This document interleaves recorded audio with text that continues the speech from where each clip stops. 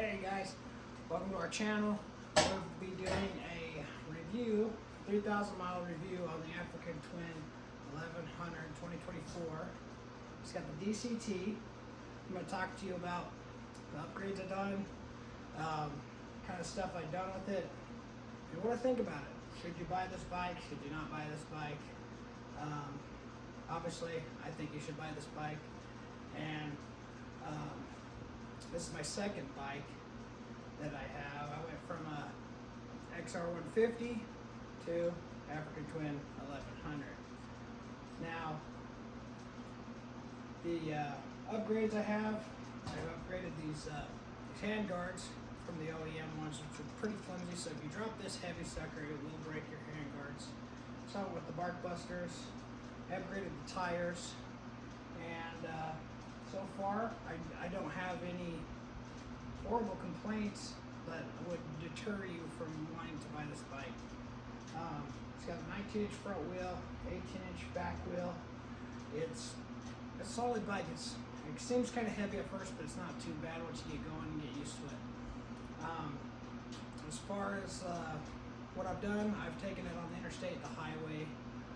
I've taken it down dirt roads. I've taken it down in some canyons and really pushed my skill level with a big bike like this. It's not too bad.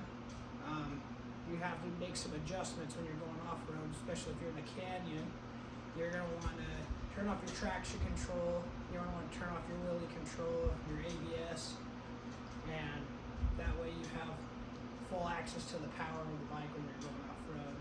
I didn't do that in some of the places I ran into some issues with hill climbs and stuff, not having access to the whole power. But other than that, I mean, this bike will do everything you want. It will take you where you want to go. You can go see some pretty things. It's not too bad. But all the miles are mine, so there's technically 3,009 miles on the bike. Handles pretty good. The problem that I have with this bike would be this instrument cluster is not backlit. So when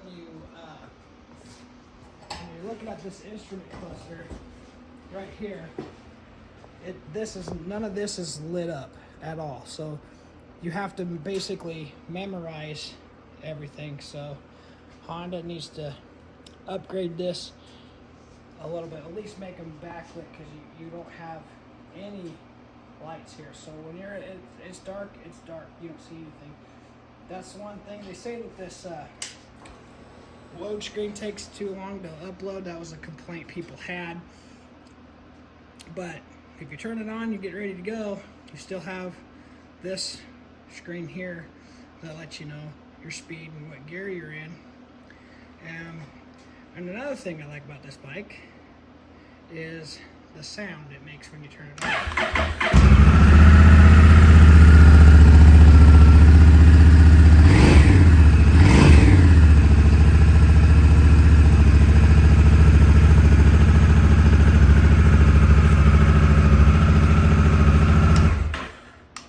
So that's what it sounds like. This is kind of what your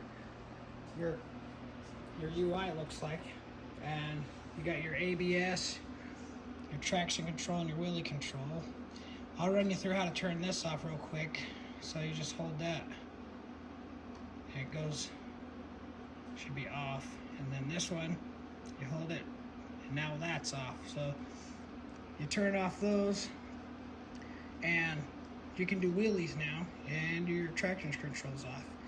One downside about it is when you turn the bike off and it goes off, say you were taking a rest or whatever you're doing, you need a break, and you were outside doing trails or whatever, you go like this, and it'll load back up, but it doesn't save it, which is kind of a pain. I've heard about people complaining about that, where it doesn't save your settings as far as like what you got turned off.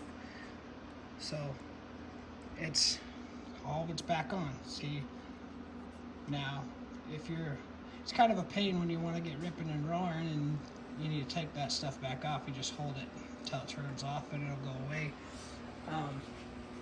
Other than that, minor things, like there's minor things that would keep you from enjoying that. I guess doesn't bother me none. I've only been riding about 3 years, and I haven't had any really major struggles with it. Just getting used to a bigger bike, and you know how to control it and everything like that. But it's got some good stuff. I mean, it's got the adjustable windscreen. This can come up and down. You just kind of, I got the high side, you can slide it down like this. One downside is you have to use 2 hands, unless you're really crazy and you're driving down the road and you do it one-handed. Don't recommend that, it's not safe. So you just have to take 2, slide it up and down. But you can do anything with this bike. I haven't had any major problems at all. I've enjoyed riding this every way that I can, and to any kind of riding I want to do, this bike does it. I put the crash protection on because this didn't come with it. This is an adventure sport, so it didn't come with it. So I put the crash bars, uppers and lowers. These tires right here, these are the Bridgestone Battle Axe A41s or 41s. Awesome tire. Feels like you're basically Velcro when you're riding down dirt roads, so it's really good. It came with these slick tires from the factory, so it came with these. Not a bad tire, but if you want to do like more off-road and stuff like that, I would change them out. But they're not bad tires. As far as this bike goes, it's a solid bike. I really like this bike.